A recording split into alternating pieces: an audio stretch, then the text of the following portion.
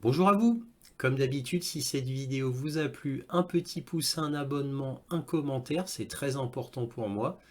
Éventuellement un petit don, lien dans la description, cela me permet de publier régulièrement. Donc c'est encore plus important. Merci à tous de votre soutien à cette chaîne qui s'appelle Réinformation sur le monde sur YouTube et Analyse du monde sur Odyssée et Rumble. Donc là, c'est le point sur l'Ukraine du 16 décembre 2023 avec comme titre principal l'interminable défaite de Kiev. Car oui, il est admis maintenant à l'international que Kiev a perdu la guerre, bien évidemment, c'était inéluctable, hein, comme je vous le dis depuis plus d'un an déjà. Hein, regardez mes anciennes vidéos.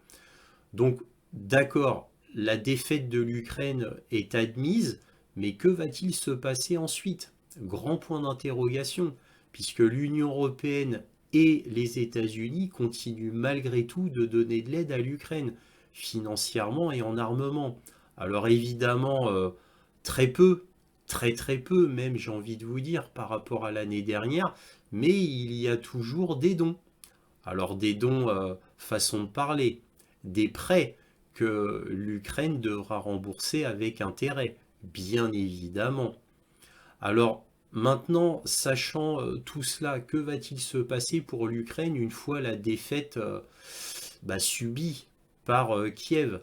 On ne sait pas trop, parce que là, les Occidentaux se demandent avec angoisse, mais que va décider Vladimir Poutine?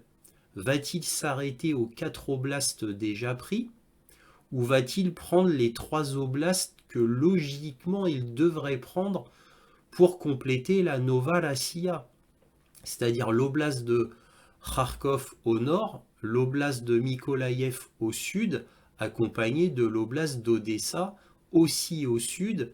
Et ces deux derniers oblasts, en plus, permettraient à la Russie de bloquer l'accès à la mer Noire de Kiev. Donc Kiev serait bloqué, n'aurait plus accès à la mer Noire.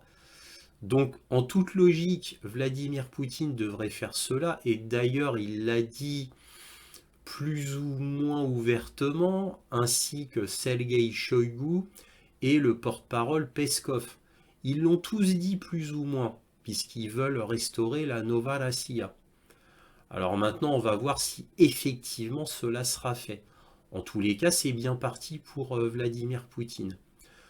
Alors maintenant, bien sûr, tout cela ne sera pas si facile pour Vladimir Poutine. Il faut vraiment que tout continue ainsi, que l'alignement des planètes reste tel quel pour Vladimir Poutine et qu'il n'y a rien de fâcheux qui lui arrive entre-temps. Bon, pour l'instant, rien à l'horizon qui pourrait faire des choses fâcheuses à la Russie, tout au contraire, tout s'aligne de mieux en mieux pour la Russie, comme je vous l'ai déjà dit la semaine dernière, au niveau économique, au niveau militaire, au niveau sociétal, ça se passe toujours très bien pour Vladimir Poutine, qui va se représenter là, puisqu'il va y avoir une élection présidentielle en mars en Russie. Mais bon, faudrait quand même que le conflit ne dure pas trop longtemps. Parce qu'il ne faut pas oublier que ce conflit coûte extrêmement cher à la Russie. D'ailleurs, imaginez-vous quand la Russie sera victorieuse. Imaginez-vous.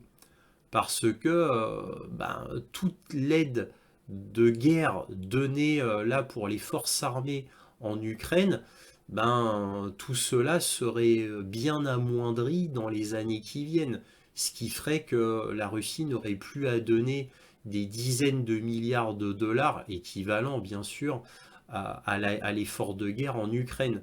Donc quand la Russie sera totalement victorieuse et que les mois, les années passeront, imaginez-vous la puissance de la Russie, qui en plus aura pris des territoires extrêmement fertiles, en plus qu'aura pris des territoires qui ont une industrie lourde, où il n'y aura qu'à réparer, pourrait-on dire, donc sans compter la centrale nucléaire de Zaporijie. Bref, quand la Russie sera victorieuse, celle-ci augmentera considérablement sa puissance militaire et économique. Bref, comme d'habitude, cette vidéo est en 3 parties. Les informations générales d'abord, qui seront suivies de la conclusion, et enfin la carte militaire afin que vous sachiez ce qu'il se passe sur le terrain. Voilà, commençons. Alors on va commencer par un article d'El País qui est extrêmement intéressant et qui fait suite au précédent article d'El País, justement sur l'état catastrophique de la démographie en Ukraine. Donc il y a de cela quelques mois, dans un point sur l'Ukraine, je vous avais montré un précédent article qui déjà vous parlait de la situation, on pourrait dire, catastrophique de l'Ukraine quant à sa démographie. Donc là, ce second article, toujours d'El País, confirme leur précédent article. Alors j'ai l'impression qu'il n'y a que El País dans les grands médias occidentaux qui parlent de cela. Dans aucun autre grand média occidentaux, je n'ai vu parler de cela. C'est pour ça que je vous présente toujours El País. Alors, que dit El País International? La fuite démographique de l'Ukraine met en péril sa reprise d'après-guerre. Des millions de femmes et d'enfants ukrainiens ont émigré à l'étranger et n'envisagent pas de retourner dans un pays qui a perdu plus de 30% de sa population depuis son indépendance en 1991. 30%, c'est gigantesque.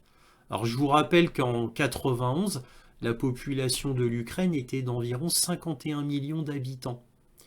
Et que juste avant la guerre en Ukraine, donc avant le 24 février 2022, la population était d'environ 41 à 43 millions d'habitants.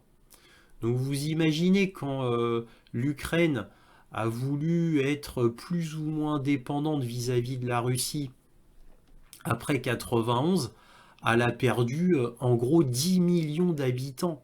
Vous imaginez 10 millions d'habitants quand les Ukrainiens ont vu qu'ils ne faisaient plus partie de la Russie, eh bien, il y a 10 millions d'habitants qui ont disparu. Alors, on ne sait pas, immigration, taux de natalité extrêmement faible, on ne sait pas, mais ils avaient déjà perdu environ 10 millions d'habitants.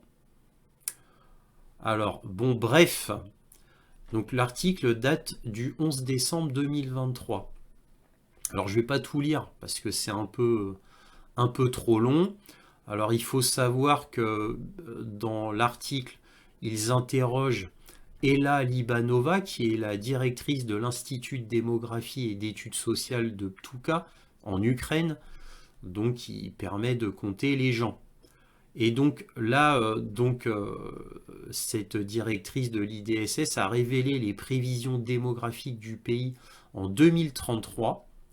Donc une fourchette comprise entre 26 millions et 35 millions d'habitants, y compris les territoires annexés de force par la Russie.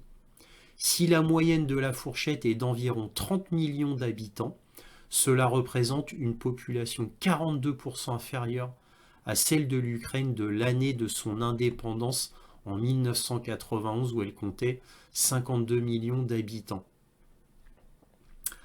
L'IDS fournit également des données actuelles et spécifiques au territoire.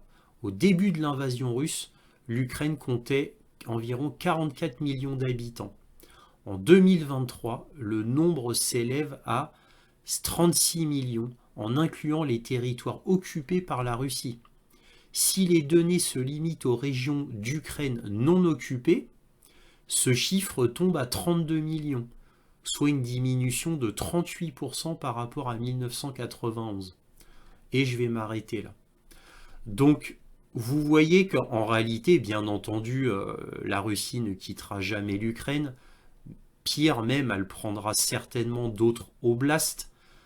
Donc là, présentement, en 2023, l'IDSS estime à 32 millions d'habitants en Ukraine avec les nouvelles frontières, hein, sans compter la région du Donbass, quoi, bref, tous les oblasts pris par la Russie. 32 millions. Et quand vous écoutez les médias partout dans l'Occident, eux, ils restent à 43 millions. Ils vous disent uniquement l'ancien chiffre avant la guerre en Ukraine, uniquement. Bon, ça les rassure, hein, bien évidemment. Donc là, 32 millions présentement. c'est extrêmement grave, avec d'immenses conséquences directes et indirectes. Alors, direct, c'est évidemment infiniment moins d'impôts pour l'État, bah, c'est évidemment infiniment moins de ressources humaines, et etc., etc. À comparer avec environ les 147 millions d'habitants de la Russie qui ne cessent d'augmenter, évidemment, parce qu'il y a une population qui est poussée par Vladimir Poutine pour qu'elle ait de plus en plus d'enfants. Donc, bref, c'est tout l'inverse de l'Ukraine. Donc là, en 2024, la Russie atteindra largement les 150, et bien plus de 150 millions d'habitants. Et l'Ukraine ne fera que diminuer parce que la guerre n'est toujours pas finie et que la fuite des immigrés ukrainiens bah, continue bien évidemment, même si c'est de plus en plus difficile pour les Ukrainiens de quitter leur territoire. Donc voilà ce qu'on pouvait dire sur cet article de El País. Alors là, vous allez voir la conférence annuelle de fin d'année avec Vladimir Poutine. Alors pourquoi je vous montre cela? Ben parce que j'ai trouvé une vidéo qui a été faite par le journal Le Parisien qui résume très bien les 4 heures de cette conférence où Vladimir Poutine donc, fait une présentation de l'état actuel en gros de la Russie. Il précise aussi, parce qu'il le doit encore une fois, les buts de la guerre en Ukraine. Il se devait d'en parler, bien évidemment, de le rappeler tout du moins. Et évidemment aussi, ça va de pair, l'état actuel de l'avancement de l'armée russe en Ukraine. Ce qu'il en est très exactement. Et d'ailleurs, vous noterez à un moment donné, il dit qu'il y a 617 000 militaires en Ukraine présentement, ce qui rejoint le chiffre que je vous donnais du colonel McGregor, où le colonel McGregor disait qu'il y avait entre 600 000 et 700 000 militaires en Ukraine. Bon, moi j'avais dit à ce moment-là que colonel McGregor exagérait un petit peu, mais c'est lui qui avait raison. Ça ne m'étonne pas parce que le colonel McGregor, il a les informations, lui, directement de ses contacts du Pentagone. Moi, je vous avais fait une estimation de 550 000 à 600 000 dans mes précédents points sur l'Ukraine. Donc je me suis un peu trompé, j'ai sous-estimé le nombre de soldats russes. Donc en Ukraine, ça a été confirmé par Vladimir Poutine. Alors évidemment, beaucoup diront, bah oui, c'est de la propagande, il dit des chiffres au pif comme ça, exagérés. Bon, alors j'en ai déjà parlé à maintes reprises. Je rappelle qu'à chaque fois que le ministère de la Défense russe ou Vladimir Poutine dit quelque chose, historiquement, ça s'est toujours révélé vrai. Je n'ai pas remarqué une seule fois à ma connaissance une information qui a été révélée officiellement par le gouvernement russe qui était fausse. À chaque fois, ça s'est révélé vrai. Et ça fait 1 an et demi que ça dure. Évidemment, tout au contraire du gouvernement ukrainien qui, à chaque fois qu'il donne une information, est invariablement fausse. Sauf quand ça vient des petits Ukrainiens eux-mêmes qui disent la vérité sur Telegram, ou qui se plaignent, ou même à la télé ukrainienne, parce que ça arrive, c'est déjà arrivé accidentellement. C'est rare, mais c'est déjà arrivé. Bon, bref, j'arrête là. Je vous montre donc cet excellent résumé qui a été fait par le Parisien en images. Но мир будет тогда, когда мы достигнем своих целей, о которых вы сказали. Теперь вернемся к этим целям. Они не меняются. Вот я напомню, о чем мы тогда говорили. О денацификации Украины, о демилитаризации, о ее нейтральном статусе. Или мы договоримся о демилитаризации, согласуем определенные параметры. А, кстати говоря, в ходе переговоров в Стамбуле мы их согласовали. Просто потом это выбросили в печку, эти договоренности. Ну, это же мы согласовали. Есть и другие возможности или договориться, или решить силовым путем. Мы вот к этому и будем стремиться. Практически по всей линии соприкосновения наши вооруженные силы, скажем скромно, улучшают свое положение. практически все находятся в активной стадии действий, в активной стадии. И на всем протяжении идет улучшение положения наших войск. Я еще раз говорю, протяженность линии соприкосновения свыше 2000 километров. В зоне боевых действий находится 617 тысяч человек, группировка. 617 тысяч. Это самое главное. Это высокая консолидация российского общества. Второе – это устойчивость финансово-экономической системы страны. Как оказалось, это было удивлением для наших так называемых партнеров, если по-честному, для многих из нас, что за предыдущие десятилетия Россия накопила этот запас прочности и устойчивости в финансах и экономике. Alors là, vous allez voir une vidéo de LCI qui, étonnamment, va vous démontrer que la guerre en Ukraine profite largement au complexe militaro-industriel américain. Très intéressant.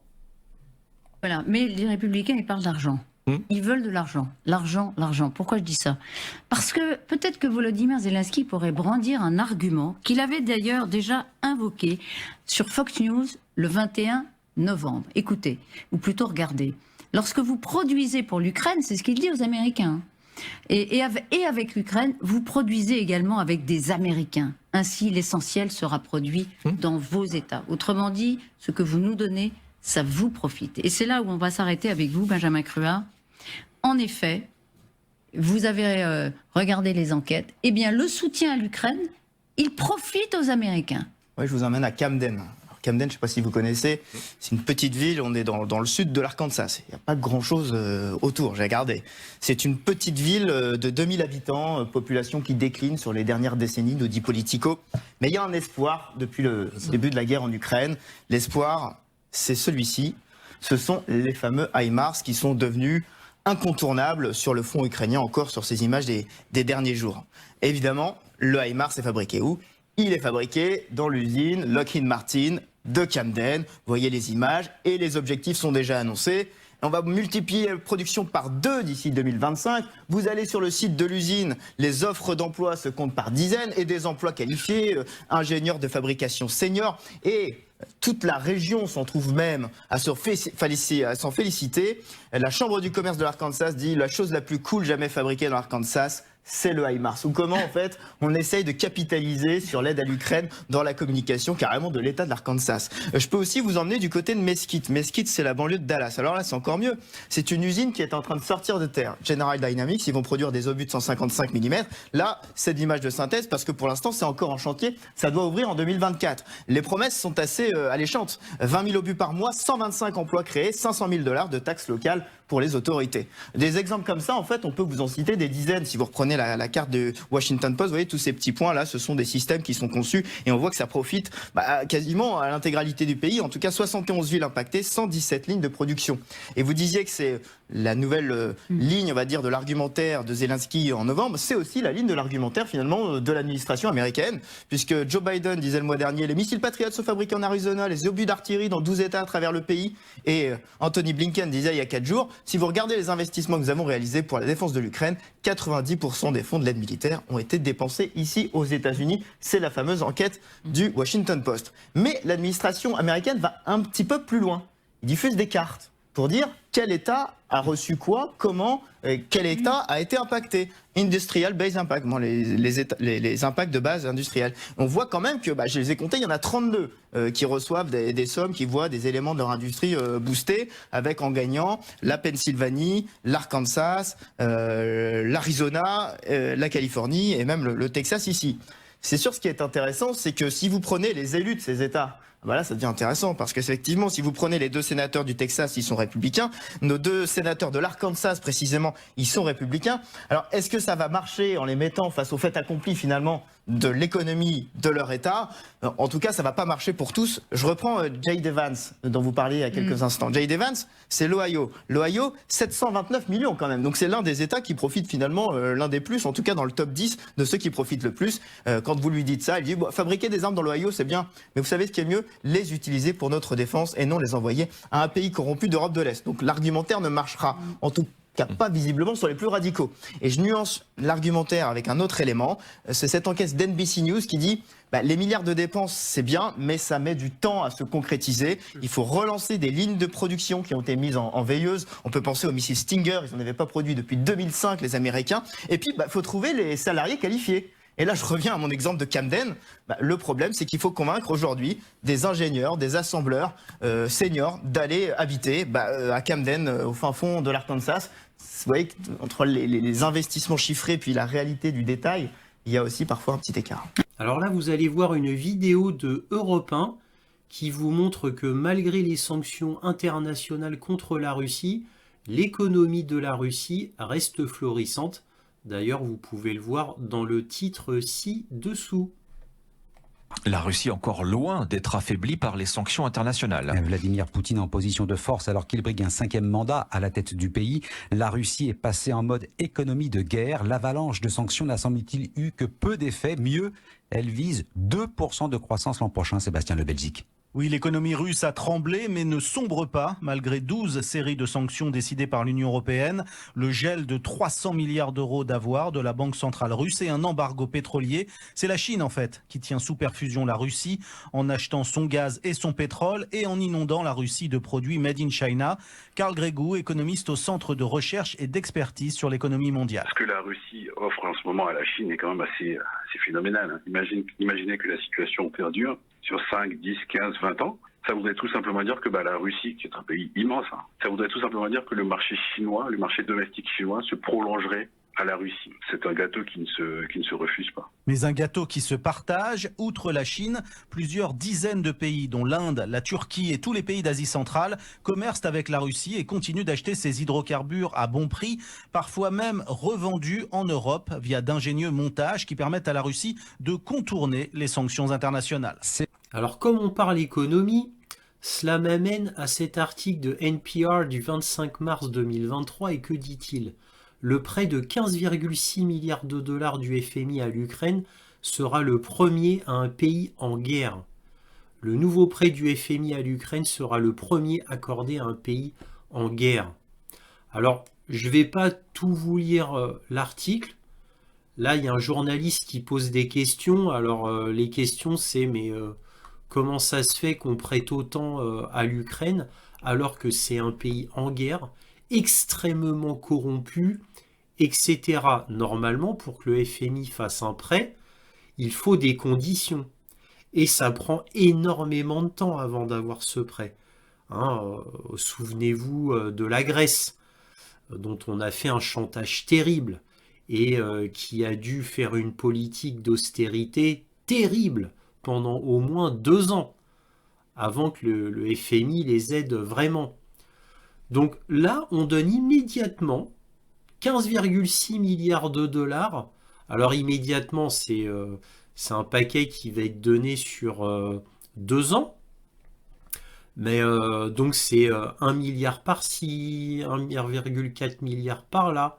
Voilà, donc petit à petit, mais on donne ça à l'Ukraine immédiatement en faisant foi uniquement sur les promesses de l'Ukraine à enrayer la corruption, à faire que les impôts soient augmentés et qu'il y ait plus de rentrées d'argent dans les caisses de l'État, etc.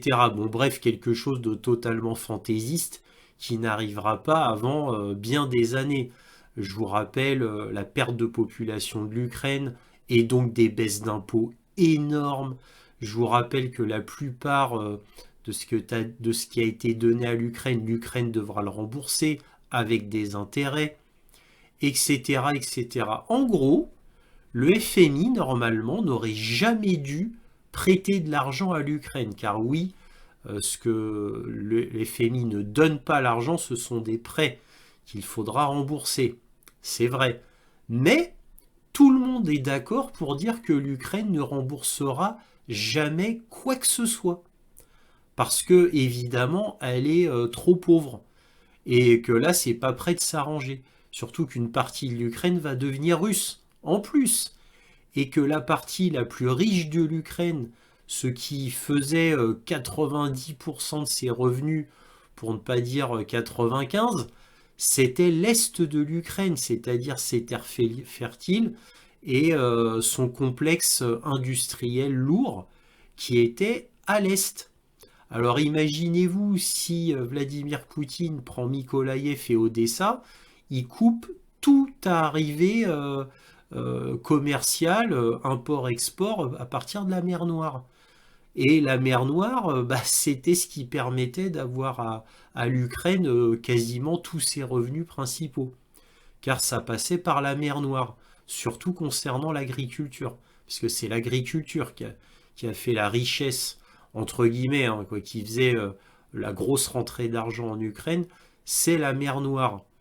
Sauf que si la mer Noire est bloquée par les Russes, parce que tout d'un coup les terres du Sud appartiennent aux Russes, eh bien l'Ukraine n'aura plus rien.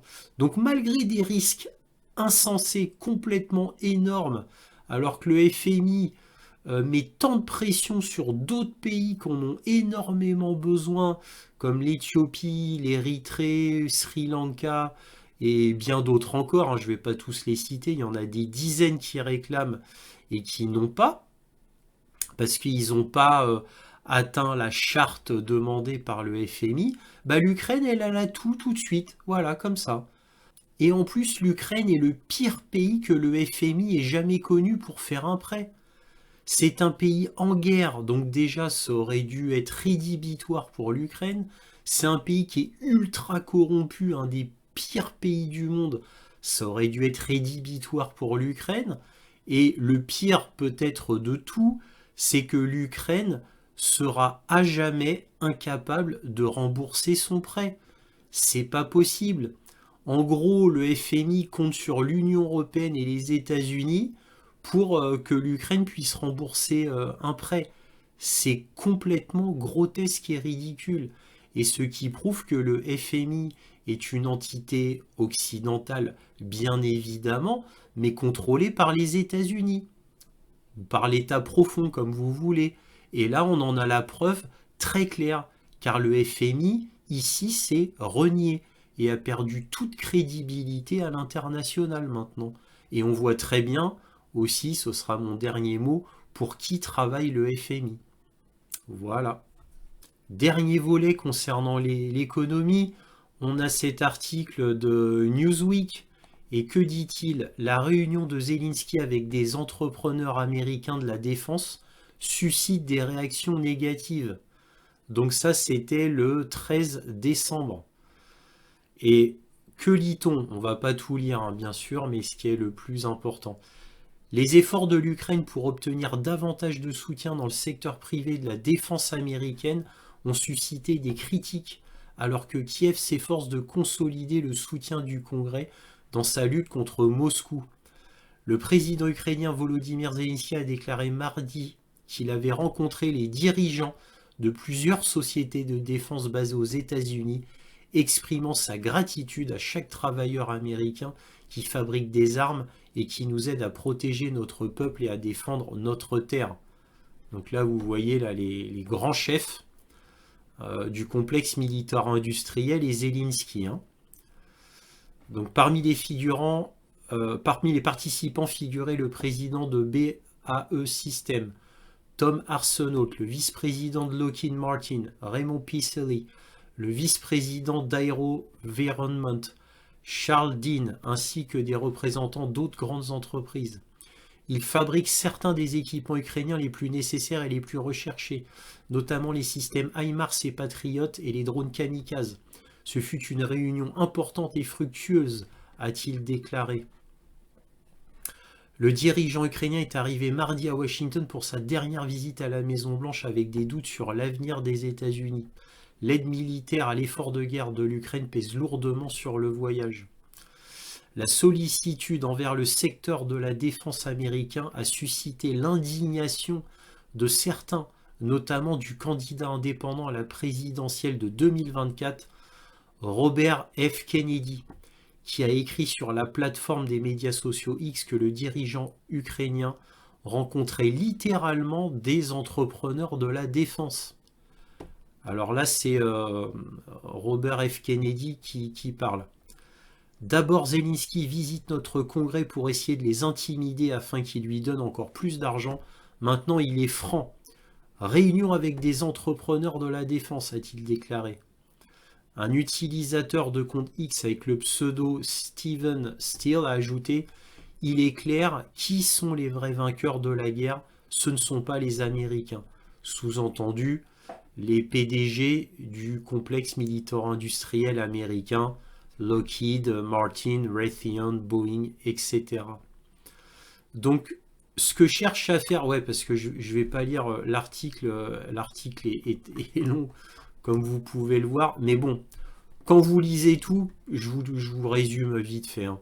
Donc, en gros, ce que veut faire Zelensky, c'est construire un complexe militaro-industriel en Ukraine, avec l'assentiment, bien entendu, de la Maison-Blanche et de tous ces grands du complexe militaro-industriel américain. Pourquoi?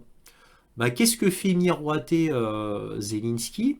C'est que, ouais, alors ce serait bien d'avoir un complexe militaire industriel en Ukraine, bah, comme ça le coût de la main-d'œuvre sera ridicule, vous pourrez produire beaucoup, parce qu'il y aura, vous pourrez employer tout de suite beaucoup de main-d'œuvre.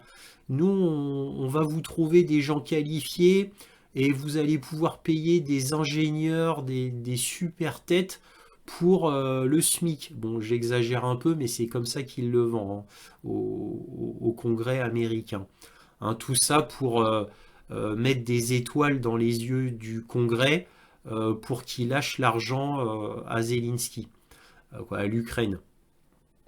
Mais alors évidemment, le complexe militaro-industriel, il est derrière Zelensky, la Maison-Blanche aussi, parce que c'est comme ça qu'il le vend, mais c'est grotesque. J'en ai déjà parlé à maintes reprises dans mes points sur l'Ukraine.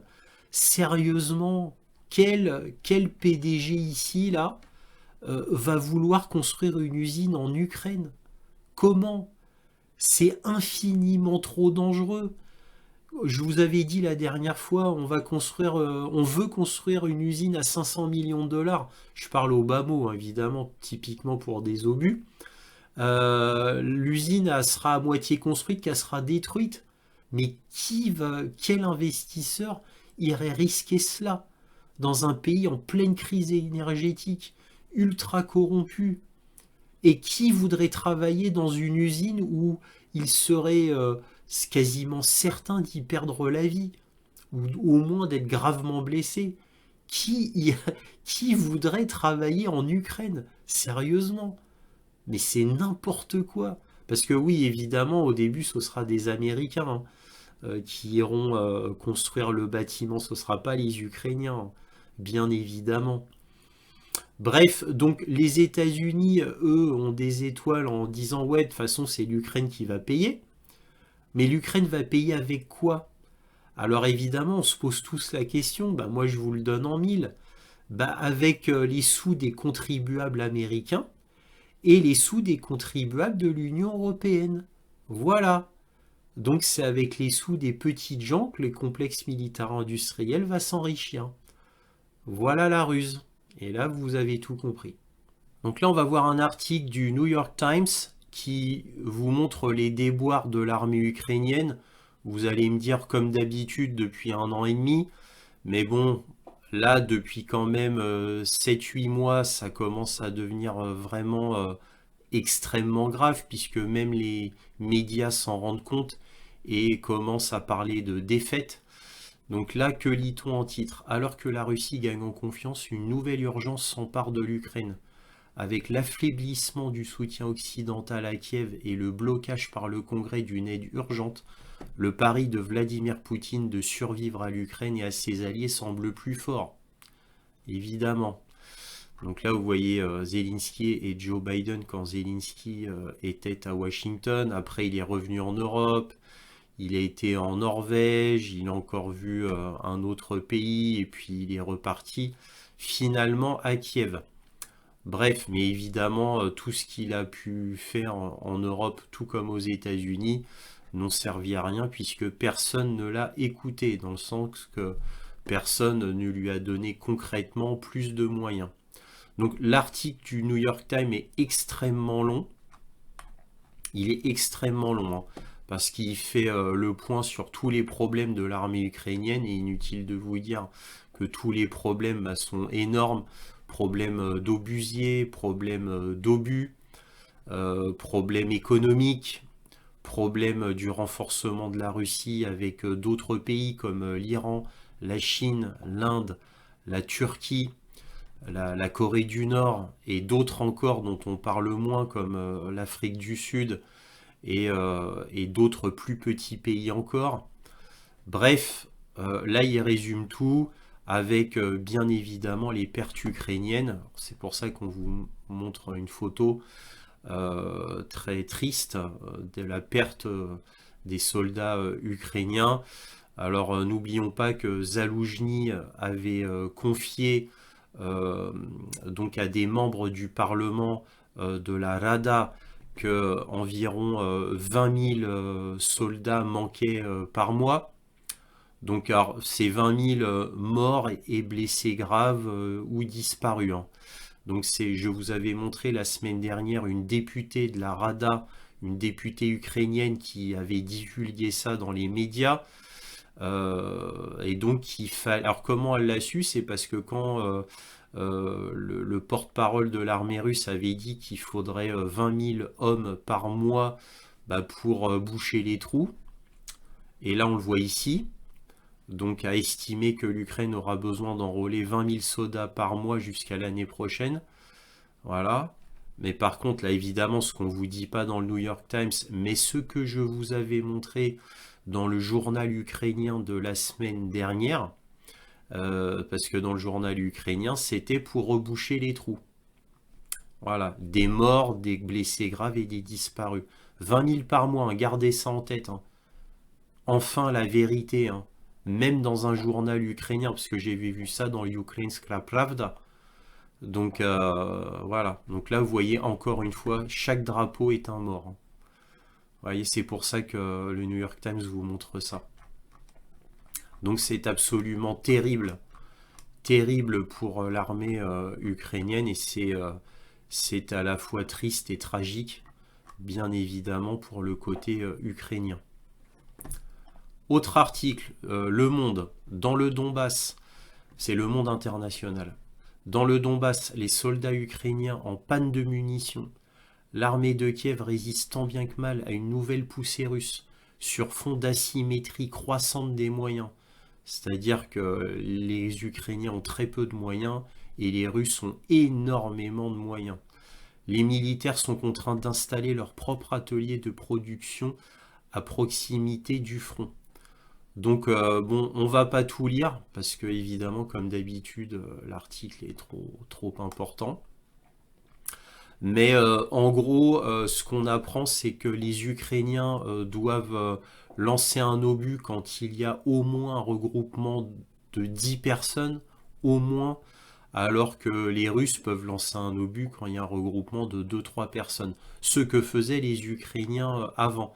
Donc ça veut dire que les soldats ukrainiens doivent utiliser avec parcimonie leurs obus, ce qui évidemment les handicape énormément. Surtout que je rappelle qu'ils n'ont toujours aucun soutien aérien, hein, donc c'est comme se battre avec une main dans le dos, hein. Et ce depuis le début de la guerre. Depuis le début, on va dire 4 à 5 mois après le début de la guerre, au niveau aérien, ils avaient déjà quasiment tout perdu. Donc c'est pour ça qu'après, on a dit qu'ils n'avaient plus d'appui aérien. Donc ça, c'était Le Monde. France Info. Pas un jour sans quelque chose à réparer.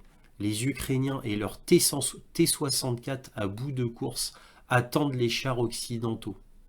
Les soldats de Kiev attendent l'arrivée des chars occidentaux et se battent au quotidien avec des engins de conception soviétique, souvent défectueux. C'est marrant, vous vous souvenez pas les médias qui nous disaient que la grande force des Ukrainiens, c'est qu'ils avaient des chars occidentaux et qu'ils avaient une supériorité technologique qui ferait toute la différence et qu'ils allaient remporter la guerre grâce à leur avance technologique et évidemment à leur grande motivation et au fait que les troupes ukrainiennes aient été formées par les otaniens. alors que les troupes russes, c'était des incapables, des soulards, des drogués qui avaient aucune motivation. Ils allaient se battre quasiment un flingue sur la tempe, voilà, parce qu'ils ne voulaient surtout pas se battre pour la patrie, alors que les Ukrainiens étaient extrêmement patriotiques, ils voulaient absolument aller se battre pour la patrie. Voilà, bon, les choses commencent à arriver. Bah évidemment, vu les chars qui ont été donnés au compte-gouttes, à part quand même, pour être objectif, les Allemands qui ont quand même donné beaucoup de chars Léopard 2, des 2A4 et des 2A6, eux ils en ont donné beaucoup, alors j'ai pas le chiffre en tête, je crois qu'ils en ont donné 80 je crois, et 14 Challenger 2, 31 Abrams chars américains qui sont enfin arrivés, et qu'on a commencé à voir sur le terrain sur Kupiansk. Bref, mais les Ukrainiens, eux, ils font avec des T-80 en très grande majorité, hein, je parle en milliers par rapport au tout début de la guerre, hein, je parle au tout début de la guerre, eux ils se battaient avec des T-80, des T-72, et après ils ont sorti les T-64. Alors je rappelle que 64 ça veut dire que ça date des années 60, T-72 années 70, T-80 années 80 bien sûr. Donc voilà. Donc on va pas tout lire aussi, hein, l'article est... Ah non, l'article est pas si long que ça. Je pensais qu'il était plus long. Après avoir été chauffé pendant 5 bonnes minutes, le char peut démarrer. Donc là, il parle des T-64. Hein, puisque évidemment, les Ukrainiens se battent principalement avec des T-64, des T-72, et maintenant, ils ont presque plus de T-80 puisqu'ils ont été détruits. Tous leurs meilleurs chars ont été utilisés au début de la guerre. Cet engin, c'est un des 3 T-64 soviétiques de l'unité d'Igor, caché derrière une butte à 4 ou 5 km des positions russes dans l'est de l'Ukraine. Ce sont des engins des années 70. Ils tombent souvent en rade, regrette Igor, qui estime qu'il n'aurait pas assez de 4 heures pour faire la liste de toutes les pannes possibles. Alors que 9 pays, dont la Pologne, l'Allemagne ou encore les États-Unis, se sont engagés à livrer rapidement des chars à l'Ukraine, l'attente est forte dans le Donbass. Depuis plusieurs mois, l'Ukraine est sur la défensive et ses troupes résistent avec du matériel souvent obsolète. Ouais, encore une fois, hein, vous vous souvenez de ce que nous disaient les médias, que le gros point fort de l'Ukraine, c'était justement l'avance technologique, qui était bien plus grande que celle des Russes. En fait, c'est tout l'inverse. Hein. Sur le front de Ougledar, alors Vuhledar c'est en ukrainien, Ougledar c'est en russe, où se retrouve la plus grande brigade de tanks de l'armée ukrainienne, première brigade de Siversk. Igor fait ce constat. Il travaille depuis 4 ans avec le char T-64. Alors là, je relis, il travaille depuis 4 ans avec le char T-64. Et il n'y a pas un seul jour où il n'y a pas eu quelque chose à réparer. Ça fait 4 ans qu'il travaille avec du T-64, donc bien avant la guerre. Bah oui, ça c'est les restes de l'ère soviétique, quand l'Ukraine était encore dans l'Union soviétique. Il cite un exemple qu'il a marqué, c'était le 24 février. Le jour de l'invasion, lorsqu'on a roulé vers la frontière biélorusse pour arrêter l'ennemi, nous sommes arrivés et mon char est tombé en panne. Il y avait des fuites partout, il a fonctionné pendant 40 km et il a cassé. Comparer un T-64 et un char occidental, c'est comparer une Lada et une Mercedes. Alors, avec plusieurs fournisseurs, nous serions obligés pour chaque type d'engin d'organiser une gestion spécifique des pièces détachées, avec des stocks, des munitions et du personnel formé pour les réparer et les utiliser.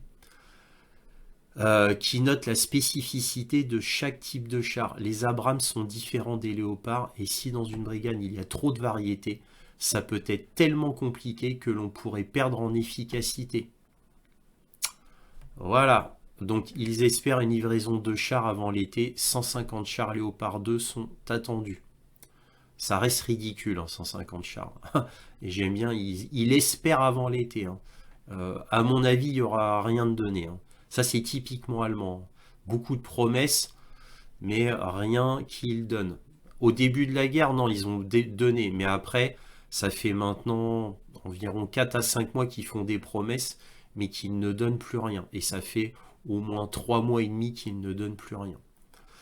Voilà. Alors vous voyez, cette fin-là, c'est ce que je vous ai dit dans plein de points sur l'Ukraine. C'est-à-dire que plus on multiplie le nombre de chars, plus on multiplie la logistique, la complexité de la logistique, la formation des tankistes qui doit changer, la formation des techniciens de maintenance qui doivent changer. Sans compter évidemment la logistique de l'essence, qui est énorme avec les chars occidentaux. Alors pourquoi c'est les chars occidentaux utilisent plus d'essence que les vieux chars soviétiques? Parce qu'ils sont infiniment plus lourds et que le moteur est beaucoup plus gros qu'un T-64 par exemple, ou un T-72. Donc voilà pourquoi. Alors évidemment, tous ces chars-là, en plus, ont, évidemment, c'est logique, ont une distance, on va dire, une capacité d'aller au combat très faible, parce qu'ils peuvent faire aller 200-300 km maximum. Voilà, donc ce qui complique encore la logistique. Là, je parle des anciens chars. Bref, je vous avais parlé de tous les problèmes logistiques du fait d'avoir des chars de différents types. Là, voilà, là c'est dit sur France Info par un tankiste justement ukrainien. Là, on passe à un autre article qui est un site américain exprès militaire qui s'appelle Defense One. Et que dit-il? La Russie bloque des armes de précision américaines en Ukraine selon un général américain. Le général a également souligné les forces très adaptives de la Russie.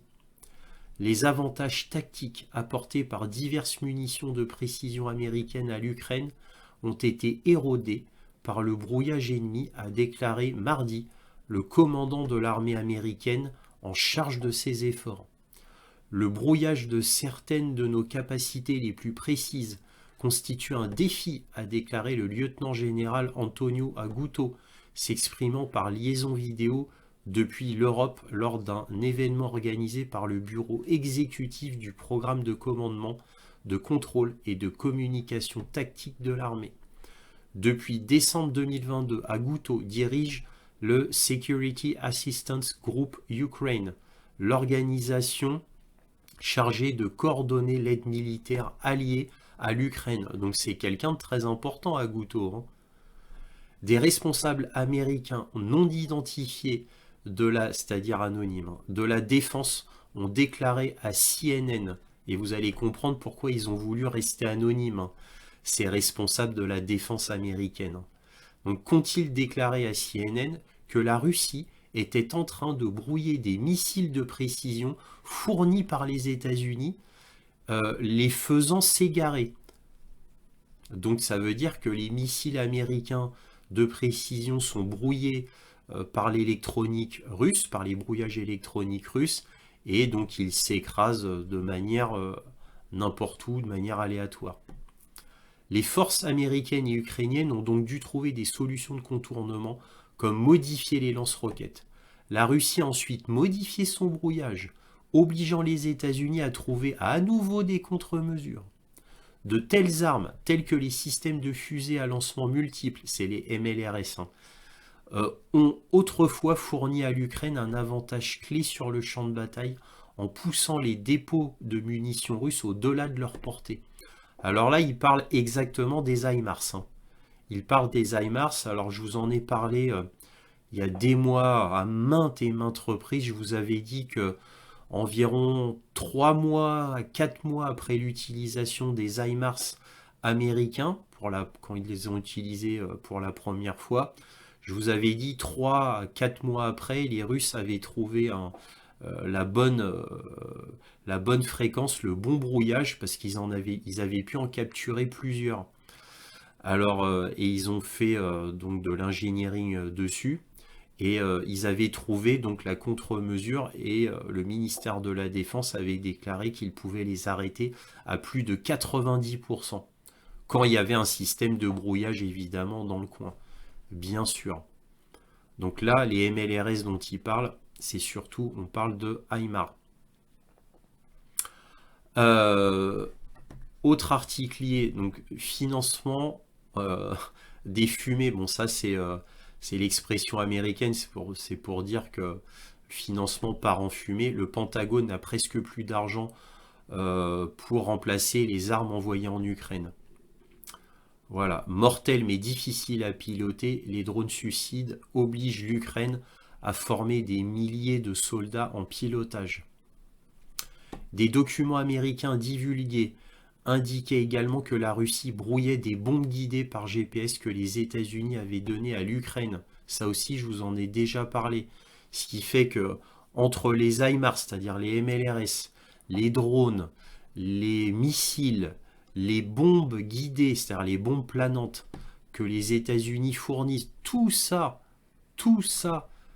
est brouillé par la Russie. Imaginez-vous. Donc la Russie propose de nombreuses capacités avancées de brouillage, y compris certains brouilleurs qui peuvent bloquer les signaux GPS à des distances allant jusqu'à 15 miles. Alors, je sais pas, 15 miles, je crois que ça doit faire 25 km, il me semble. Les soldats ukrainiens ont rapporté que les brouilleurs russes détruisent fréquemment leurs drones et pourraient également être à l'origine de problèmes liés à l'utilisation du système Internet par satellite Starlink. Vous vous souvenez à un moment donné, quand on se demandait si c'était les brouilleurs russes ou Elon Musk qui avait arrêté le Starlink pour la Crimée? Je ne sais pas si vous vous souvenez. Eh bien, bon, bah, à un moment donné, on se posait la question. Et après, on avait trouvé que c'était les brouilleurs russes. Hein. Elon Musk avait dit non, non, non, c'est pas lui. Ensuite, il y a eu un autre phénomène où les Ukrainiens voulaient faire une attaque massive sur la Crimée.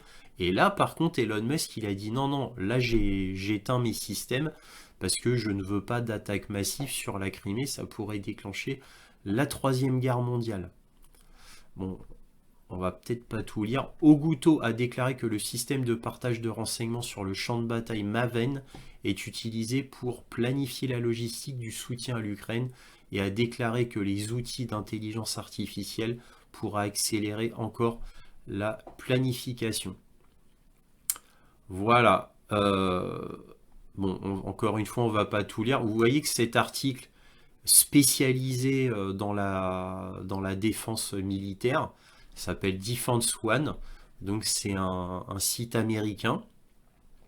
Et donc vous pouvez voir que c'est une catastrophe, évidemment. Mais tout ce qui a été marqué là, je vous le dis depuis des mois et des mois, et avec des articles bien entendu. Et des fois, je vous ai montré avec des articles ukrainiens, de la presse ukrainienne. Je tiens à le souligner.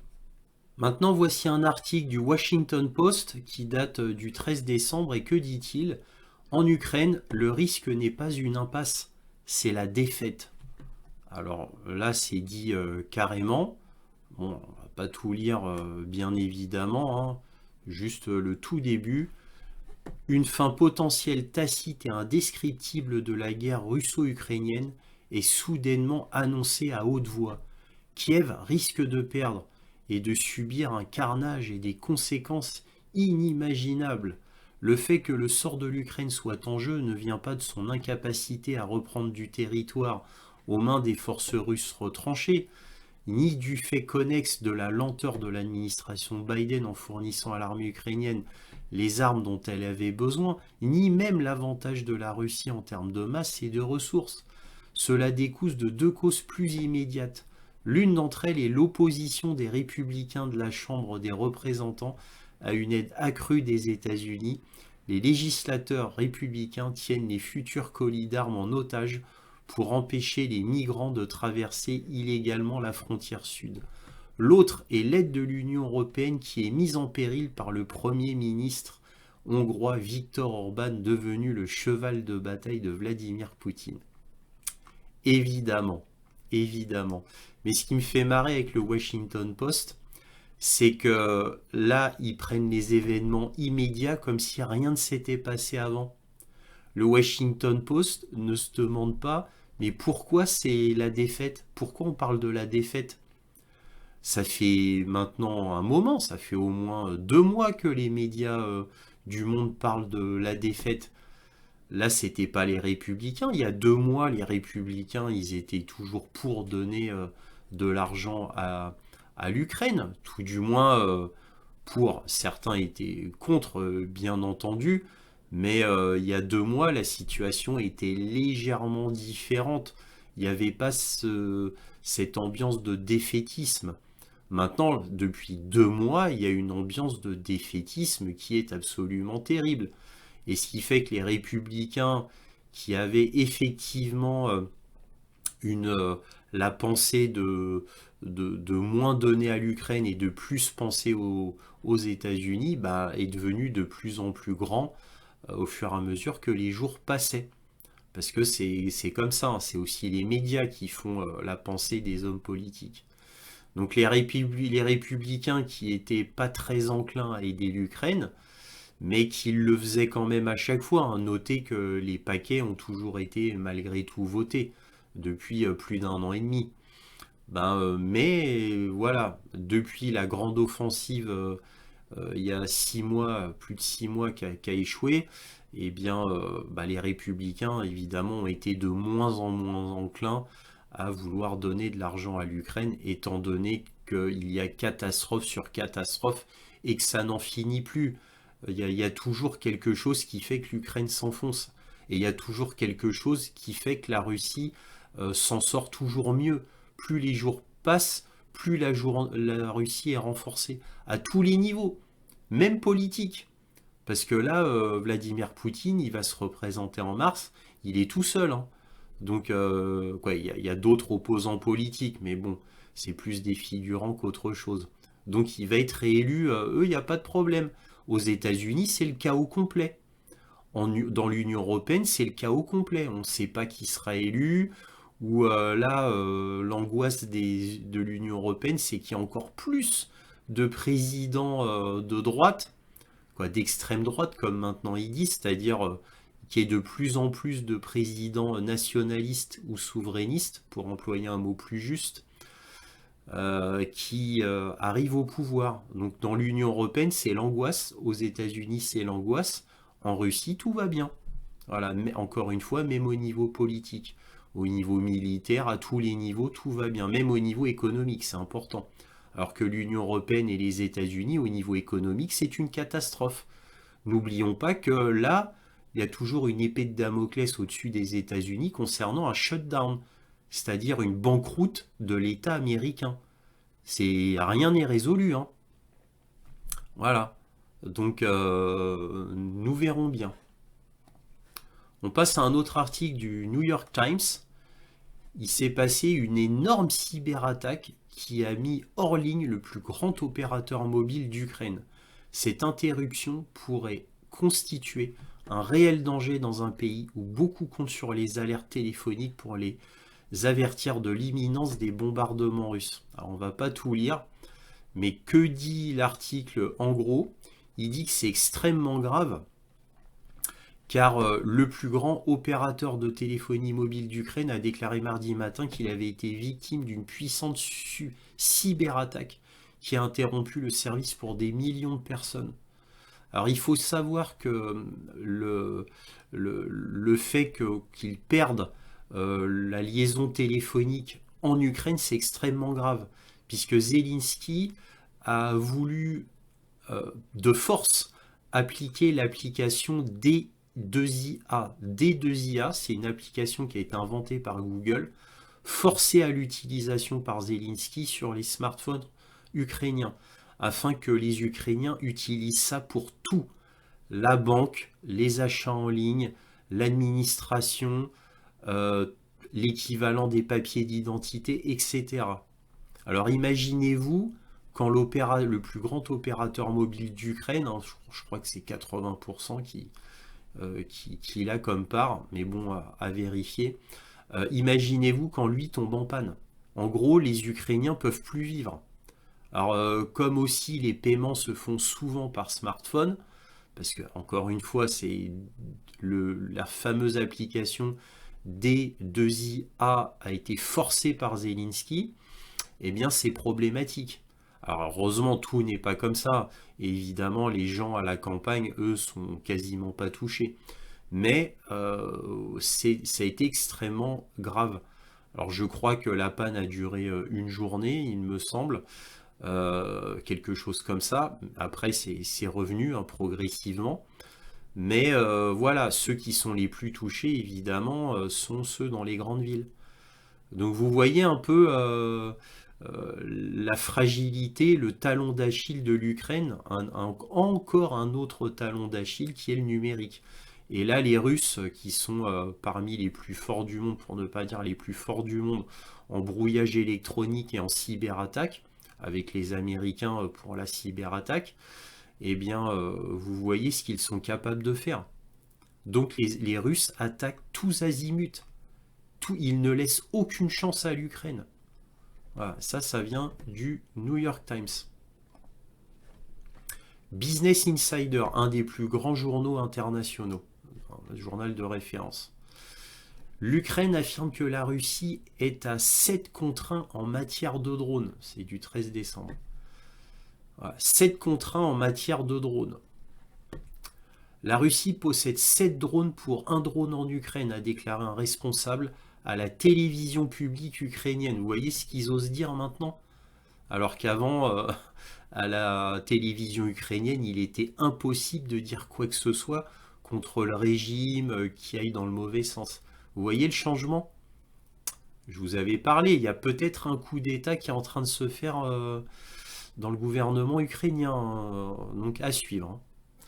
Yuri Fedorenko a déclaré que Souspiln, c'est un journal ukrainien, que la Russie inondait l'espace aérien ukrainien, hors de drones, pour trouver davantage de cibles. Il a déclaré que l'Ukraine combattait plus intelligemment et n'envoyait un drone que lorsqu'elle avait une cible en vue. C'est les traductions de Google. La Russie a un énorme avantage sur l'Ukraine en matière de drones, a déclaré un officier ukrainien.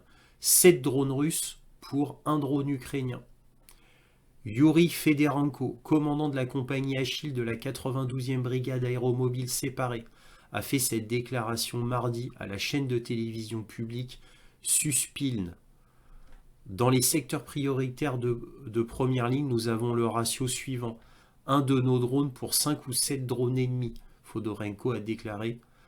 Voilà. Après, une traduction de The New Voice of Ukraine. Donc, New Voice of Ukraine, c'est un des grands journaux ukrainiens que vous connaissez bien si vous me suivez. Fedorenko a déclaré que les tactiques des deux armées diffèrent en raison de ce déséquilibre, obligeant l'Ukraine à utiliser ses drones avec plus de prudence. L'Ukraine ne déploie un drone que lorsque nous avons une cible, a-t-il déclaré, tandis que la Russie a le privilège de travailler de manière cohérente, a-t-il ajouté, avec des drones à vue à la première personne, des FPV, donc First Person View, opérant dans l'espace aérien ukrainien dans l'espoir de repérer quelque chose à frapper. Vous vous souvenez, c'est les fameux derniers drones Lancet 3 améliorés qui ont maintenant une intelligence artificielle et qui ont aussi une vue thermique pour pouvoir attaquer la nuit. Donc ils peuvent les lancer en essaim dans une zone où ils pensent qu'il y a des cibles ukrainiennes et les drones se débrouillent tout seuls. Il n'y a plus besoin de pilote. Contrairement évidemment aux drones ukrainiens. Et puis il faut dire ce qui est aussi la majorité des drones russes restent avec un pilote derrière, hein, bien sûr. Mais les Russes utilisent de plus en plus massivement de drones à intelligence artificielle. Et ça commence à prendre le pas. Et ça inquiète beaucoup les Ukrainiens. Puisqu'ils peuvent attaquer la nuit et ils peuvent attaquer en toute autonomie, sans besoin d'un drone. Vous voyez ? L'Ukraine est à la traîne de la Russie dans la course aux drones. Bon, vous voyez, voilà, bon, encore 7/1 en matière de drones. C'est ce que l'Ukraine dit, hein. Je le rappelle, dans Business Insider. Alors les problèmes pour les Ukrainiens ne cessent de s'empiler. On a cet article du New York Times, et que dit-il? les troupes de première ligne en Ukraine ressentent les conséquences des protestations des camionneurs polonais. Le blocus des frontières imposé par les transporteurs, mécontents de la suspension par l'Union européenne du système de permis pour leurs homologues ukrainiens, a entraîné des problèmes de livraison de fournitures de guerre. Là, vous voyez les camionneurs polonais. Mécontents qui bloquent la frontière entre la Pologne et l'Ukraine pour l'arrivage des denrées et autres marchandises. Alors pourquoi? Parce que l'Union européenne a décidé que pour les Ukrainiens, ils pouvaient livrer en quantité illimitée et à un prix ridicule toutes leurs denrées, afin d'aider au maximum les Ukrainiens, c'est-à-dire qu'ils puissent quand même vendre le peu de choses qu'ils peuvent vendre en tant que nation prioritaire parmi toutes les autres nations de l'Union européenne. Donc évidemment, ça s'est fait au détriment des pays de l'Est, comme la Pologne, la Slovaquie, la Lituanie, etc. Mais bon, ça touche particulièrement les Polonais. Et c'est pour ça que ça a fait ce blocage. C'est pas la première fois que cela arrive. Il y avait les Hongrois et les Polonais qui s'étaient mis ensemble dans l'Union européenne pour bloquer l'Ukraine. C'est pas la première fois, hein, parce que le blé ukrainien envahissait l'Europe et évidemment au détriment des autres nations européennes. Donc là, ça continue.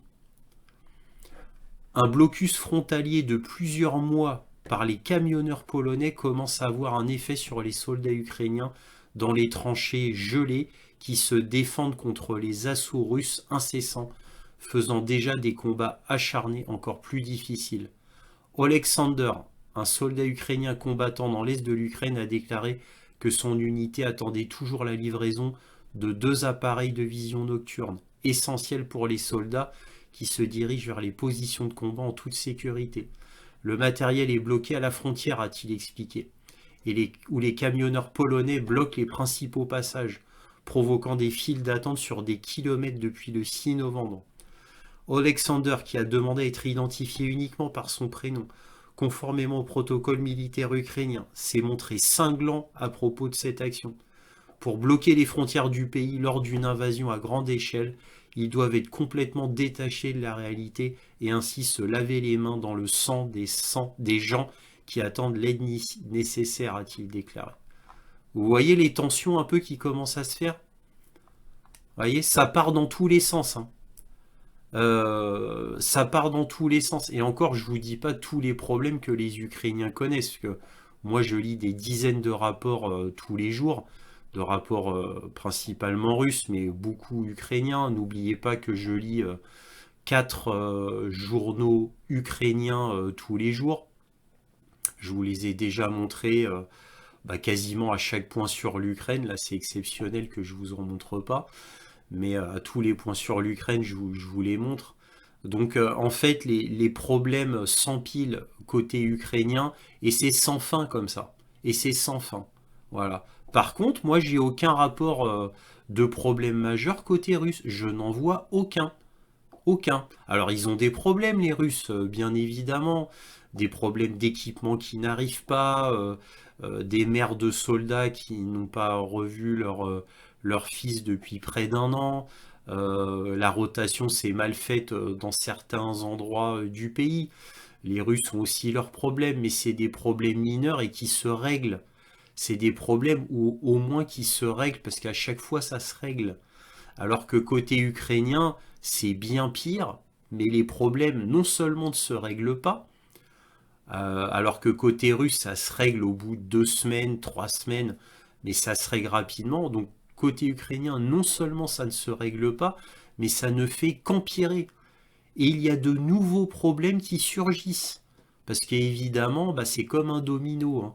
Quand il y a un gros problème qui arrive, comme par exemple plus de financement et plus d'armement qui arrive, ça a des conséquences évidemment énormes, directes ou indirectes.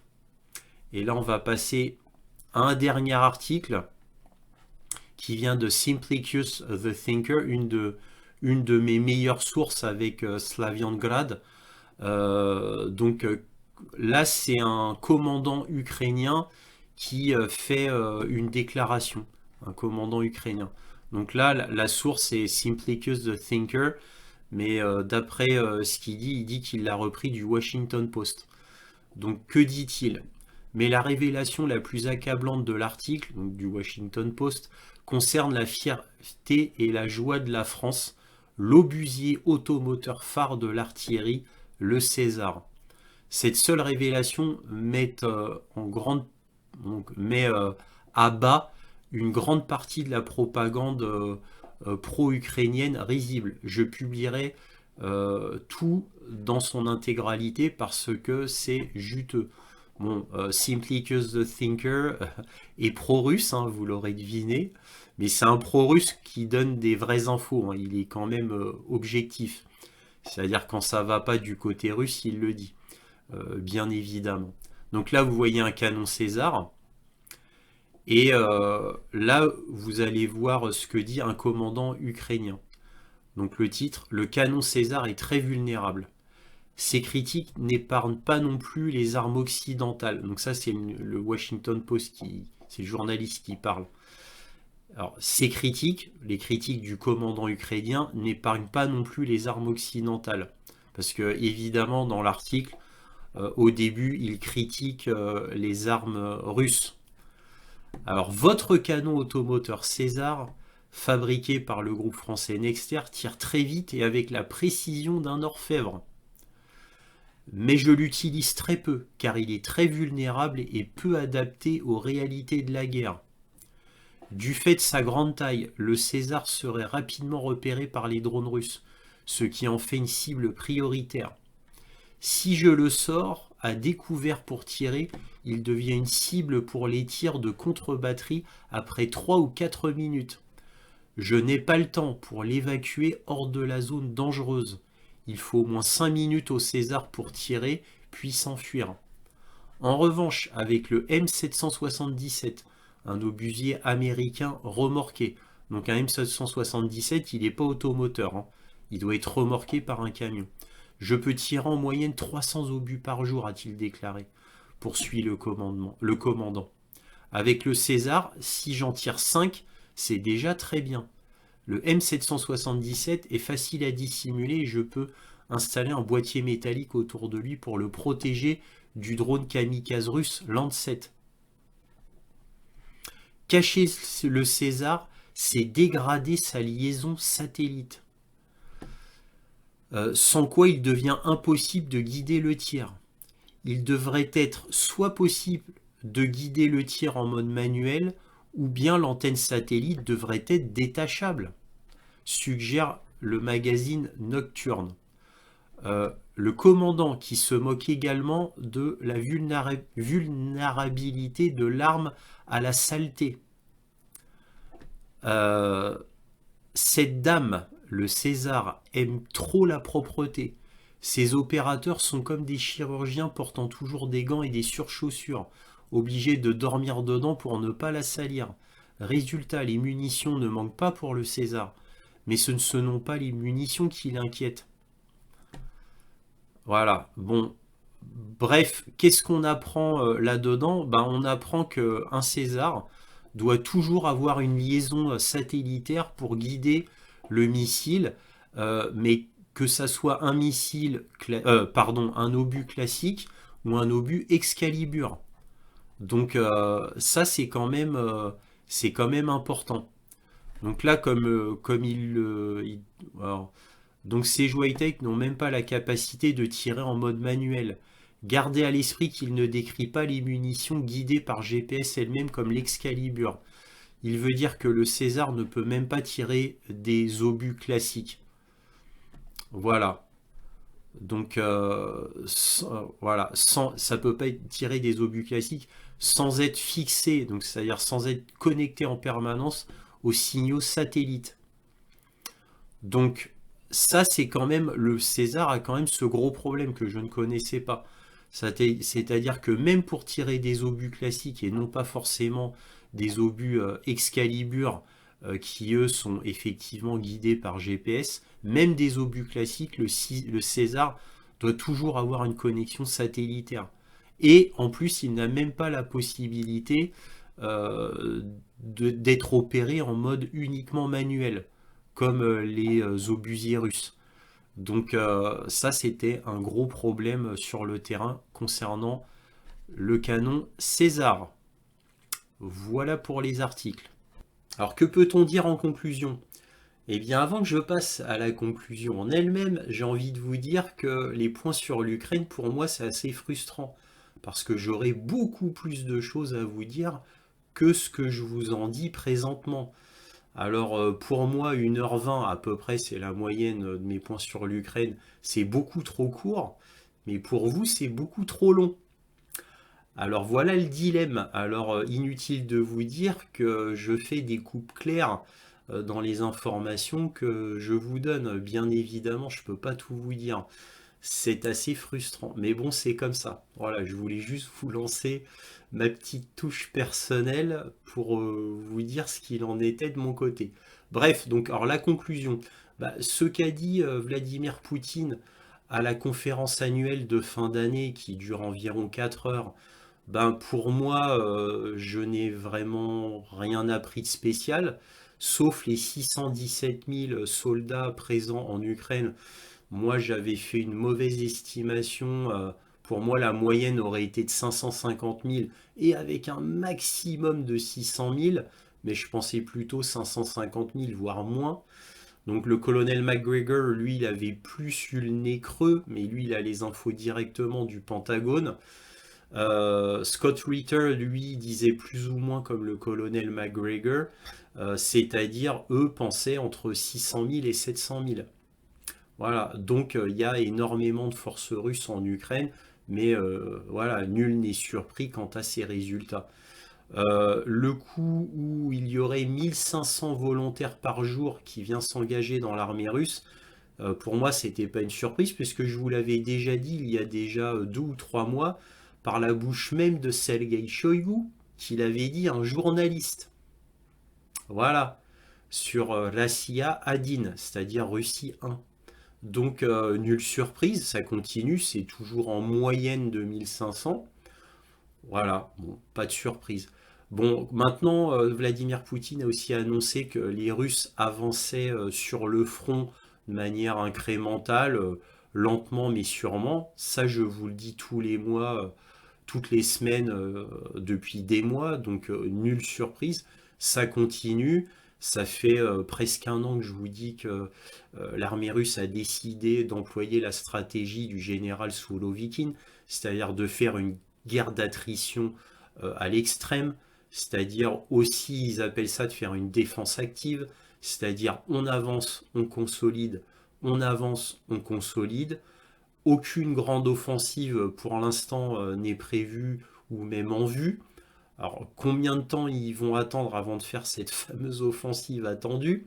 Je ne le sais pas, peut-être qu'ils ne la feront jamais et qu'ils continueront comme ça pendant encore 1 an. Alors franchement, pour moi, ça semble quand même difficile parce que certes, les Russes s'habituent, certes, les Russes appuient toujours Vladimir Poutine, mais il ne faut pas oublier que la guerre en Ukraine, l'opération militaire spéciale, coûte une fortune à l'État russe. Donc oui, bon, ils essayent là de faire une stratégie qui est une stratégie, on va dire, de sûreté, c'est-à-dire qui permet de donner une victoire inéluctable à la Russie en perdant le minimum d'hommes et le minimum de matériel en épuisant l'adversaire.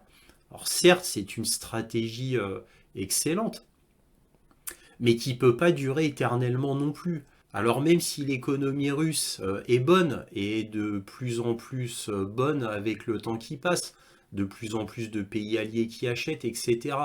Mais la Russie ne pourra pas se permettre éternellement de dépenser sans compter pour cette opération militaire spéciale.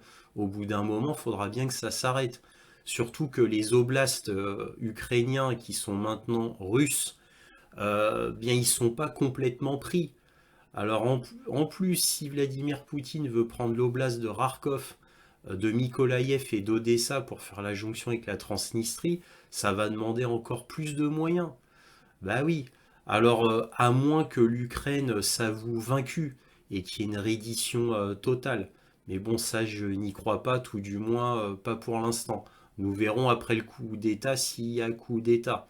Parce qu'apparemment, ça se précise. Mais bon, ce n'est qu'une hypothèse, bien sûr. Donc au niveau de la conclusion, bah, tout se passe très bien pour la Russie et tout se passe de plus en plus mal pour l'Ukraine. L'Ukraine qui a des pertes énormes, les pertes russes, bah, comme le dit BBC Mediazona, bah, là où les tout derniers chiffres c'est 38 000, mais bon 38 000 ça c'est les chiffres Mediazona, BBC.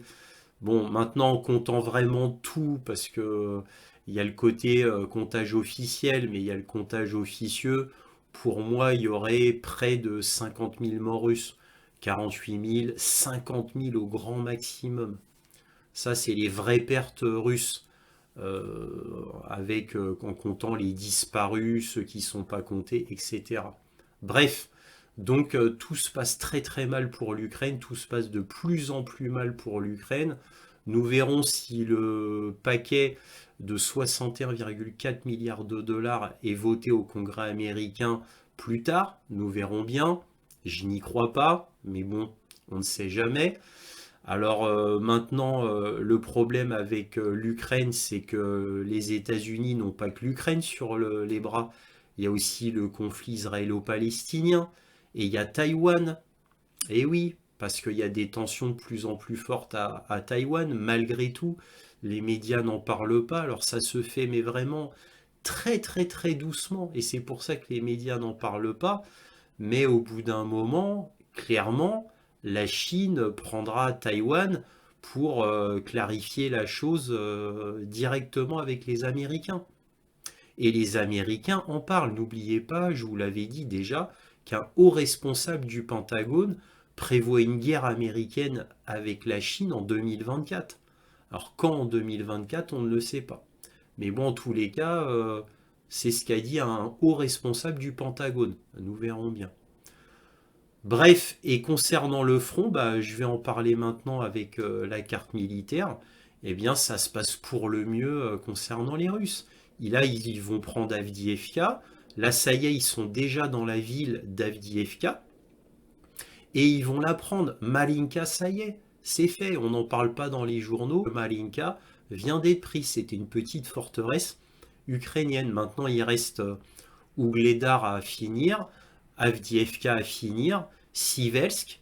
Et en tant que forteresse, maintenant, en tant qu'objectif proche, il restera Kupiansk dans le nord. Mais ce n'est pas une forteresse ukrainienne. Contrairement à Siversk, Ougledar et Avdiivka. Voilà. Alors je vous rappelle que Avdiivka, c'est la dernière grande forteresse. Les deux autres qui restent à prendre, Siversk et Ougledar, sont des petites forteresses. Donc là, les journaux en parleront beaucoup moins. Mais quand Avdiivka déjà sera prise, hein, n'oubliez pas que Avdiivka, c'est la seconde Bakhmout, hein, comme ville du type hachoir à viande. Quand Avdiivka tombera, le retentissement sera international à la même image que quand Bakhmout est tombé. Hein. Ça va être terrible. Sauf que là, Avdiivka, ça va sonner le glas de Kiev, c'est-à-dire la fin. Psychologiquement, l'événement sera tellement fort que le coup au moral, de toute manière, sur les troupes ukrainiennes et même à l'international, hein, ça va être le dernier coup de grâce. Ce n'est que mon avis, mais j'en suis quasi certain à ce niveau-là, quoi. Bon, bref, passons à la carte militaire. Alors voici la carte militaire qui est une carte militaire faite par les Ukrainiens. Donc les délimitations sont à prendre avec des pincettes. Elle est soi-disant à jour, au 16 décembre. Alors qu'est-ce qu'on peut dire? On peut dire que l'Ukraine a été particulièrement touchée par des salves de missiles et des envois de drones. Kiev, c'est la ville qui a été le plus touchée. Alors évidemment, concernant la production d'énergie, ça devient problématique.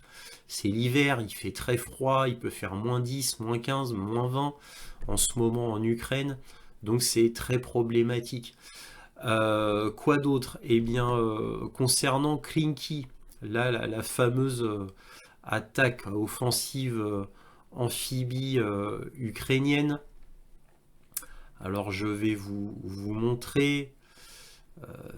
Voilà, donc elle est ici. Ici. Voilà, donc sur Klinky, voilà, il y a eu une attaque importante, en fait la plus importante des attaques ukrainiennes, et on ne sait pas, 500, 600 hommes, peut-être même 700 ont réussi à traverser. Ils se sont fait massacrer, bien entendu. Alors pourquoi on parle de Klinky toujours? Bah parce que bon, il y a encore quelques dizaines de soldats qui tiennent bon. Ils n'ont pas été complètement massacrés. Alors, j'ai certaines sources me disent qu'il y a toujours des petits arrivages en bateau qui alimentent en hommes. Ils s'accrochent à ces terres marécageuses. Ils n'avancent pas hein, depuis qu'ils ont débarqué sur la rive est. Ils n'avancent pas. Et c'est pour ça que vous voyez cet enfoncement qui n'est pas en rose. Eh bien, bon, et ça, c'est le petit village de Klinky. Ils n'ont pas avancé, mais ils continuent de se faire massacrer. Alors, apparemment, c'est parce qu'il y a un arrivage de bateaux. Malgré que bon, bah, les bateaux, la plupart se font détruire, mais ils continuent toujours. Alors, comme ça fait depuis plus d'un an que je vous le dis, à quoi servent ces offensives? Strictement à rien, à part pour exister, pour la communication. Ça ne sert strictement à rien. On envoie des hommes à l'abattoir strictement pour exister médiatiquement. Sauf que Klinky, on n'en parle même plus. Donc il continue alors qu'on n'en parle même plus dans les médias. Et tout est comme ça. Tout est comme ça depuis un an. Voilà. Le seul moment où c'était sérieux, je dis bien le seul moment, hein, c'est quand ils ont fait la grande offensive sur Orirov pour atteindre Mélitopol et la mer d'Azov. C'était le seul truc sérieux fait par les Ukrainiens. Ce qu'on vous dit dans les médias, la prise de Kherson et de Kharkov au nord, ça c'est pas des offensives, hein. C'est des retraites russes en bonne et due forme et qu'on laissé la place aux Ukrainiens. Donc voilà, ça fait déjà plein de fois que je le dis, mais je le redis histoire de rafraîchir la mémoire à ceux qui avaient oublié. Donc la seule et unique vraie offensive ukrainienne qui a fait quand même des dégâts côté russe, hein, faut pas le nier non plus, c'est sur Orirov. C'est ici. Voilà. Voilà, il n'y en a pas eu d'autres. Bon, bref. Ougledar, rien ne se passe. Malinka, ça y est. Ça y est. Et comme vous pouvez le voir, il y a cette petite tache rose qui a été ajoutée. Voilà. Qui n'était pas la semaine dernière. Donc Malinka, ça y est, c'est enfin pris. Personne n'en parle parce que c'est trop petit. Mais Malinka a tenu pendant près d'un an. Il y a une résistance folle à Malinka. Et Ougledar tient toujours. Hein. Tient toujours. Donc là, il y a une avancée russe ici. Mais au sud de Malinka. Donc là, c'est Donetsk, hein, la grande ville de Donetsk. Mais voilà. Alors maintenant, concernant Avdiivka. Alors là, c'est très drôle. Là, ils ont quand même mis une avancée russe ici. Ils ont quand même mis le terril. Et là, bon, c'est archi faux. La Stepové a été complètement prise, mais ça fait déjà 2 semaines. Voilà, sauf qu'ils avancent toujours, donc ils vont arriver vers le 2e village bientôt. Là, le nord de la ville a été pris.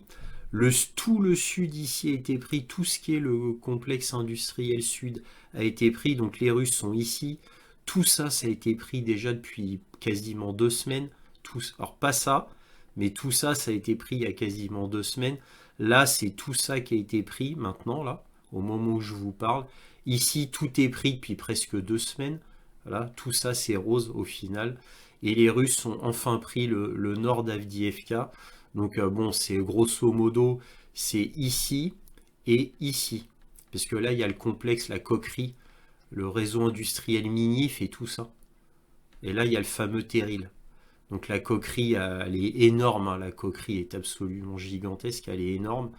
Et ils ont réussi à pénétrer dans ce petit bout-là de ville et dans ce petit bout-là de ville. Donc ça y est, ils ont pénétré le côté nord d'Avdiivka. Le côté sud, c'est déjà fait depuis, ils ont commencé il y a 3 semaines, et ça fait 2 semaines qu'ils ont pris le complexe industriel sud d'Avdiivka, donc ils avancent. Avdiivka va être bientôt prise. Alors par contre, au niveau... bon, évidemment, là ils sont là. Ça n'a pas vraiment avancé côté des pinces. Hein. Les pinces sont toujours sur Stepové. Et là, sur le sud, à mon avis, ils n'ont pas avancé. Hein. Alors, faut pas oublier qu'Avdiivka, c'est comme Bakhmout.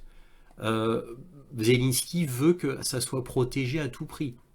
Alors, il y a énormément de troupes qui arrivent du sud et du nord, comme je vous le dis depuis des mois hein, d'ailleurs, pour protéger Avdiivka. Hein. Alors les troupes se font massacrer, hein. Perpétuellement, ils se font massacrer. Mais ils envoient.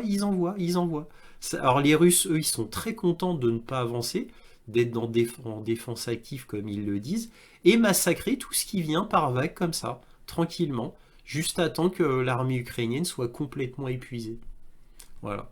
C'est pour ça que moi je pense qu'ils font cette guerre d'attrition au maximum, et quand l'armée ukrainienne sera complètement épuisée, quand on arrivera à ce moment-là, je pense que c'est là qu'ils feront leur grande offensive, parce qu'il y a quand même une énorme armée russe, donc en gros 617 000 hommes, bon, qui ne font que défendre. Au bout d'un moment, il faudra bien qu'ils fassent quelque chose.